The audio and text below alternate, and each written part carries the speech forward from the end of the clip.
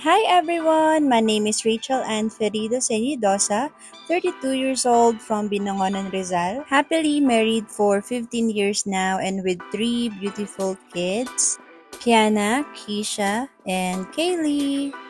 I am working as a VA for 3 years now and studying at the same time. Sobrang saya ko nung nalaman ko na may ganitong opportunity na binibigay si PUP para sa katulad ko na working mom. So, minsan nagkakasabay yung work ko and pag-aaral pero kaya naman and nagagawa ko namang mag-multitask.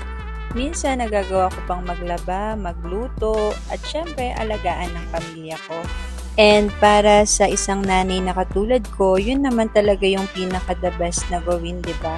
So, thank you talaga PUP para sa opportunity na ito and hindi pa talaga huli ang lahat and kaya pa nating makapagtapos ng pag-aaral. So, thank you so much PUP Open University!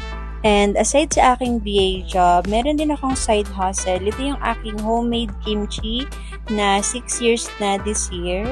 And alam niyo ba, during the pandemic, ito lang talaga yung nag-survive sa amin since nawalan din ako ng work that time. And nakakaubos kami ng 30 kilos or more in a day. And nagsusupply nga pala ako ng kimchi dito sa sikat na Tapsilogan sa Binangonan, Rogers Tapsilog House, and nag-run na sila for 18 years. So, supplier na nila ako for 5 years ngayon. And sobrang saya ko nung nagustuhan ng owner yung kimchi ko. So, since then, sa amin na sila nagpa-supply ng kimchi. And also, open din ako sa resellers. So, for only 1,000 worth of orders, pwede na kayong mag-resell ng aming homemade kimchi. And aside from kimchi, nag-rebrand din ako ng lipstick. So, I'm only selling this for 60 pesos each. And actually, nag-start to last Christmas of 2023. And pang-gift ko lang talaga siya. Kaso, business-minded nga, ayun, nauwi tayo sa rebranding.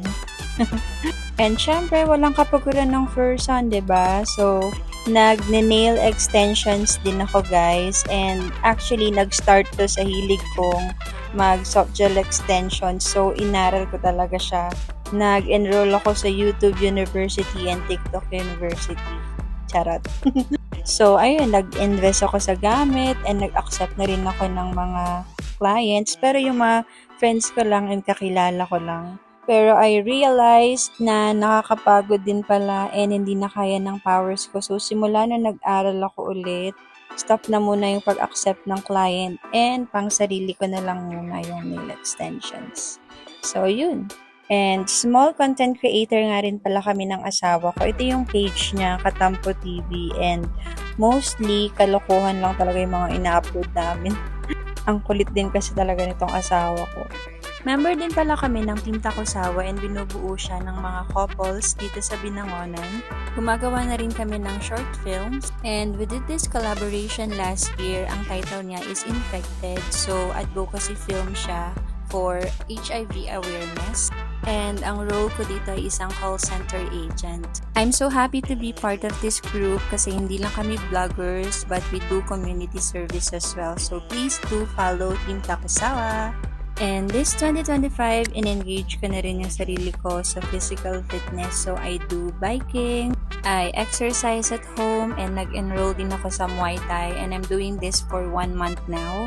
And naisipan kong isama na sa routine ko itong physical fitness. Kasi simula nung pinaggawa kami ng activity sa FatFit, napansin ko na parang nahihirapan akong gawin yung mga exercises. That's why I decided na magkaroon na ng regular exercise. I also encourage my kids to do the same para bata pa lang sila masanay na silang mag-exercise. So this is us doing morning walks habang day off ko sa work and pag wala silang pasok sa school.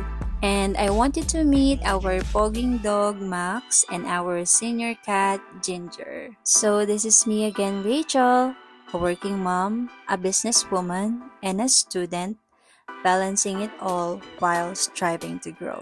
So that's all for today, guys. Thank you again for watching and see you on my next vlog. Bye-bye!